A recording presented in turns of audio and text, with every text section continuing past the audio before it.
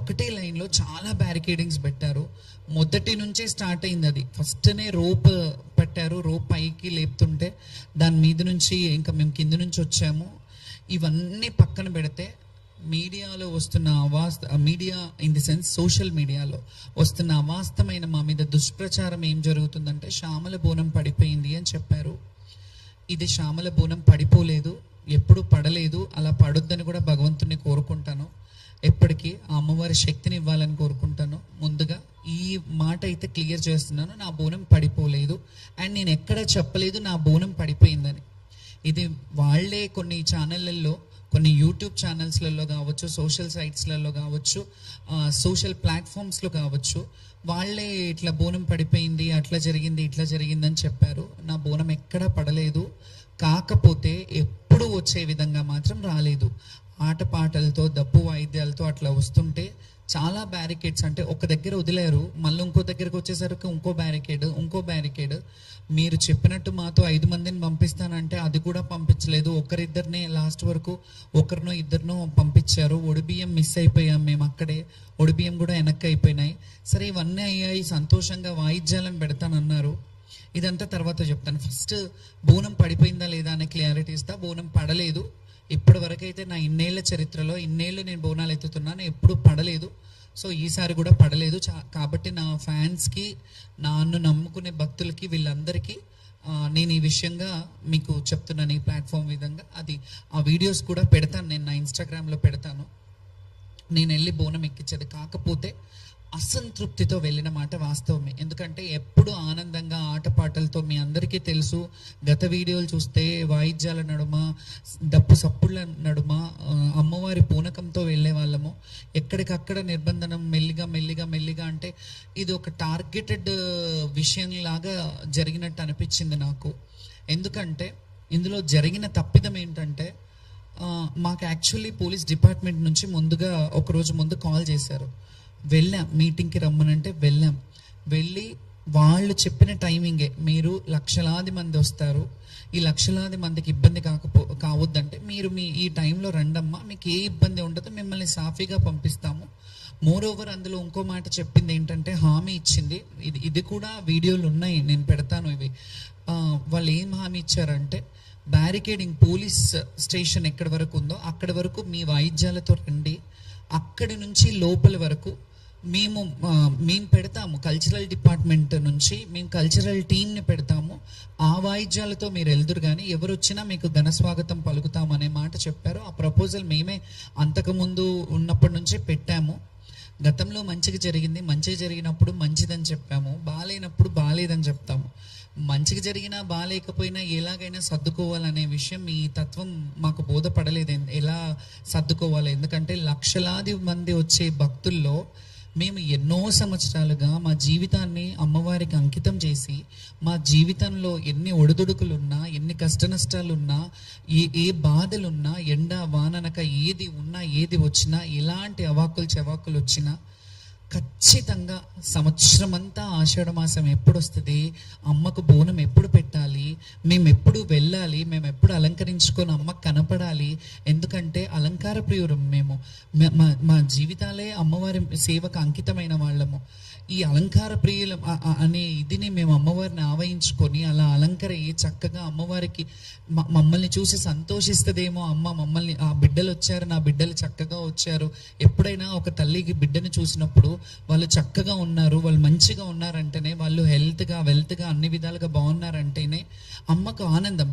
అట్లాగే మేము అమ్మ బిడ్డలం కదా, మా తల్లిదండ్రులు అది ఉన్నా జీవితంలో వివక్షతకు గురైన జీవితాలు మావి. ఎవరికీ తెలియదు మా లొసుగులు ఏముంటాయి, మా మంచి చెడ్డలు ఏముంటాయి, మేము ఎలా అనుభవిస్తుంటాం, మా జీవన విధానం ఏంటి, మా జీవన శైలి ఏంటి ఎవరికి తెలీదు. మేము అలంకారం చేసుకొని వస్తాం, వాళ్ళకేంటి అన్నట్టు ఉంటారు. కానీ మేము కూడా ఎవరి ముందు అలా ప్రొజెక్ట్ చేయొద్దు అనుకుంటాం. ఎలా అంటే, మాకేదో సింపతి చూపించాలి, ఎవరో వచ్చి సింపతి చూపించాలని ఏ రోజు ఆలోచించాం.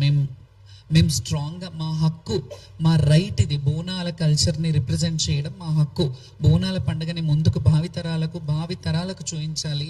ఈ కల్చరల్గా హిందుత్వంలో ఉన్న ఈ బోనాల పండుగ ఏదైతే ఉందో, బడుగు బలహీన వర్గ బిడ్డలు ఏదైతే చేసుకుంటున్న పండుగ ఉందో, ఈ పండుగని మేము చూపించడానికి ముందు భావితరాలకు చూపించాలి. ఇలా ఉంటాయి దేవాలయాలకు కట్టుబడి మేము దేవాలయాలకి ఎలాగైతే మేము కట్టుబాట్లు ఉండి కొన్ని దేవాలయాలని ప్రమోట్ చేస్తున్నామో, అవన్నీ గతంలో చూసినట్టయితే ఇన్ని వేల లక్షల మంది వచ్చేవాళ్ళు కాదు కదా. కొంతవరకు జనాలు వచ్చేవారు. జాతర అంటే జాతరలా జరిగేది. మేము ఎంతమంది 2004 పేపర్ కటింగ్స్ కూడా చూపిస్తాను. నేను చాలా పేపర్ కటింగ్స్ కూడా తీసుకొచ్చాను. ఎందుకంటే మీకు చరిత్ర తెలియాలి. నేను ఎప్పటి నుంచి అమ్మవారి సేవ చేస్తున్నాను, ఎప్పటి నుంచి లైమ్ లైట్లో ఉన్నాను. లైమ్ లైట్లో నేను నిన్న వచ్చి ఏదో ఆమె కొందరు ఏమని వాపోయారంటే సోషల్ మీడియాలో, ఆమె పబ్లిసిటీ స్టంట్ కావాలి అని అన్నారు. పబ్లిసిటీ స్టంట్ కావాలంటే ఈ ప్లాట్ఫామ్ అక్కర్లేదు. నేను 2011లో వీరంగం అనే సినిమా చేశాను. నేను అందులో హీరోయిన్ని. అందులో జోగిని వ్యవస్థ గురించి నేను పెట్టాను. నాకు లైమ్ లైట్ కొత్త ఏం కాదు. నేను పుట్టి బుద్ధిరిగినప్పటి నుంచి లైమ్ లైట్లోనే ఉన్నాను. నేను పుట్టి మా తల్లి ఒళ్ళో ఉన్నంత వరకు మా తల్లి లైమ్ లైట్లో ఉన్నాను. మా తల్లికి నేను ఫెమిలియర్. తర్వాత నేను ఊహ వచ్చినప్పటి నుంచి ప్రజలకు ఫెమిలియర్, జనాలకు ఫెమిలియర్. నేను ఇట్లా ఫెమిలియర్ పిచ్చి కానీ ఇంకేదో సోషల్ స్టంట్స్ చేయాలంటే నాకు చాలా వేస్ ఉన్నాయి. నేను అవి ఎంచుకోలేదు ఎప్పుడు. నన్ను నేను తగ్గించుకునే, నన్ను నేను అంటే అనుభవము వయసు అనేది కూడా అంటారు కదా, అది వచ్చిన కొద్దికి నన్ను నేను చాలా కంట్రోల్డ్గా స్టేబుల్గా నన్ను నేను ప్రదర్శిస్తాను ఎవరి ముందైనా. ఎందుకంటే గతంలో చూసినప్పుడు చిన్నతనంలో చాలా సందర్భాల్లో దాన్ని ఇంటర్వ్యూలలో కూడా ఏడ్చేదాన్ని. చాలా స్ట్రాంగ్గా ఉండడానికి ప్రయత్నిస్తాను, ఉంటున్నాను కూడా. ఎందుకంటే మనం చూసి 10 మంది నేర్చుకుంటారు అనే దాన్ని బట్టి. సో దీంట్లో ఓవరాల్గా ఇవన్నీ చెప్పడం కంటే ఆ పోలీస్ డిపార్ట్మెంట్ వాళ్ళు పిలిపించి మమ్మల్ని మీరు ఈ టైంకి రమ్మన్నారు, ఆ టైంకి ఎస్ఐని పెట్టారు, వాళ్ళు కదా బాధ్యత వహించాలి. పోలీసుల మీద మేము ఇట్లా ఎందుకు చేశారు, మీరు ఇది కరెక్ట్ కాదు కదా అని అన్నాము. నెక్స్ట్ డే బోనాలు పడిపోయిన వాళ్ళే కొందరు బోనాలు పడిపోయినాయి అని చెప్పారు.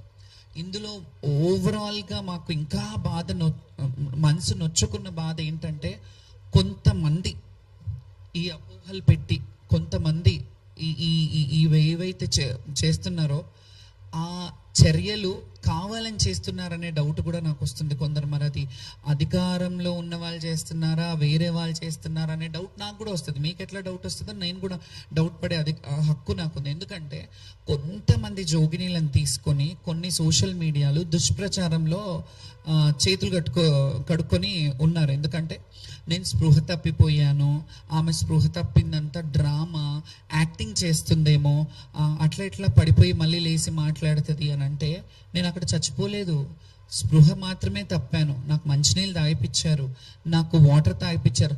యాక్చువల్లీ ఇంకొక విషయం చెప్తున్నాను. నేను ఈ క్వశ్చన్లన్నీ జనాలు తెలియాలని నేను ఈ ప్రెస్ మీట్ పెట్టాను.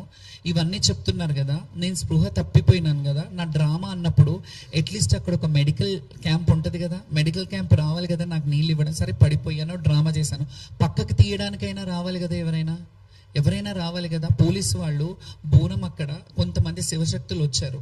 మేము కూర్చున్న దగ్గర అక్కడ మామూలుగా వాపోతున్నాం, చాలామంది బోనాలు పడిపోయాయి. చాలామంది మీ మీడియాకు కూడా తెలుసు, మీడియాను కూడా కొన్ని ప్లేసెస్లోకి ఎంటర్ అవ్వనివ్వలేదు. మీ అందరికీ తెలిసిన విషయంలో ఇలా నన్ను ఒక్కదాన్ని అంటే అన్నారేమో, వీళ్ళందరూ డ్రామా చేస్తున్నారా? అక్కడ కింద పడిపోయిన వాళ్ళు, బోనం పడిపోయి ఏడుస్తున్న వాళ్ళు, వీళ్ళందరూ డ్రామాలు చేస్తున్నారా? ఫస్ట్ ఈ డ్రామా అనే మాట కూడా నేను చాలా తీవ్రంగా ఖండిస్తున్నాను. ఎవరైతే అన్నారో, కొన్ని యూట్యూబ్ ఛానల్లో ఎవరైతే పెట్టారో సోషల్ మీడియా వాళ్ళు జర్నలిస్టులు కాదు. మీరు జర్నలిజం చేశారా? మీరు జర్నలిస్ట్లా? మా వ్యక్తిగత బౌన్సర్లు ఎందుకు అనే ఒక క్వశ్చన్ రేజ్ చేశారు ఒక ఛానల్లో.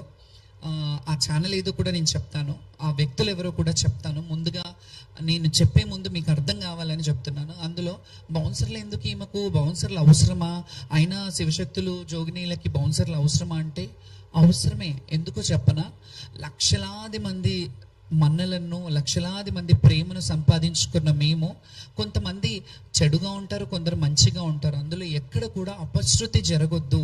మేము బోనాలు తీసుకెళ్లేటప్పుడు తెలియక కూడా అత్యుత్సాహంతో, అతి ప్రేమతో వాళ్ళు మా మీదికి పడి ఫోటోలు దిగాలని ఫోటోల కోసం ఎగబడుతుంటారు. ఈ విషయం మీ అందరికీ తెలిసిందే మీడియా వాళ్ళకి, ఎందుకంటే మిమ్మల్ని కూడా తోసేసిన సందర్భాలు ఉన్నారు. మీరు కూడా చాలా మంది నా బోనానికి కింద పడ్డ సందర్భాలు చాలా ఉన్నాయి. సో ఆ బౌన్సర్లను పెట్టుకున్నారంటే ఆ బోనం పడొద్దు, బోనం భంగం కావద్దు అని చెప్పి ఈ కల్చర్ని భ్రష్టు పట్టియొద్దు, కల్చర్ని రిప్రజెంటేషన్. నేను అమ్మకి 365 రోజులు మనకు అన్నం పెట్టే అమ్మకి మనం ఒక రోజు బోనం చేస్తున్నామంటే అది పవిత్రంగా తీసుకెళ్లాలని ఒక్క పొద్దుతో ఉపవాసంతో మేము వెళ్ళి అమ్మవారికి నైవేద్యం ఆటపాటలతో డప్పు చప్పుళ్లతో ఇవన్నీ వెళ్ళి మేము ప్రజెంట్ చేయడం జరుగుతుంది. డబ్బులు గవర్నమెంట్ పెట్టట్లేదు, మా సొంత డబ్బులు. మేము అలంకరించుకునే అలంకారం మా సొంత డబ్బులు, మేము వేసుకునే పూలదండలు మా సొంత డబ్బులు, మేము పెట్టుకునే బౌన్సర్స్ కూడా మా సొంత డబ్బులతో, మా వ్యక్తిగత డబ్బులతో మేము ఖర్చు పెట్టుకుంటాం. ఎందుకంటే కల్చర్ని రిప్రజెంట్ చేయడం మాత్రమే మాకు తెలుసు. కల్చర్ని రిప్రజెంట్ చేయాలి, మేము బోనాలు తీసుకెళ్ళాలి, అమ్మని తల్లిని చూడాలి. సంవత్సరం అంతా ఎదురు చూసే ఘట్టం ఏదైతే ఉంటుందో ఆ సికింద్రాబాద్ ఉజ్జయిని మహంకాళి కావచ్చు, ఎల్లమ్మ బలకంపేట ఎల్లమ్మ కావచ్చు, ఏడుపాయల దుర్గమ్మ కావచ్చు, కొమరవెల్లి మల్లికార్జున స్వామి కావచ్చు, ఐలవేణి కావచ్చు, మేడారం సమ్మక్క సారక్క జాతర కావచ్చు, అక్కడ అన్ని వేలాది లక్షలాది మంది శివశక్తులు భక్తులు అందరూ వెళ్ళడంలో శివశక్తులు కొంత ప్రత్యేకమైన అలంకారాల్లో ఉండడంలో తప్పే ఉంది. మేము ఇట్లా రెడీ అవుతారు, ఒక ఆడవాళ్ళు ఒక వ్యక్తిగత ఇదిని మీరు డ్రెస్సింగ్ని లేకపోతే మేము రెడీ అయ్యే విధానాన్ని మీరు బయట వేరేగా పోర్ట్రేట్ చేస్తున్నప్పుడు మీకు కొంచెం కూడా సిగ్గు అనిపించట్లేదు?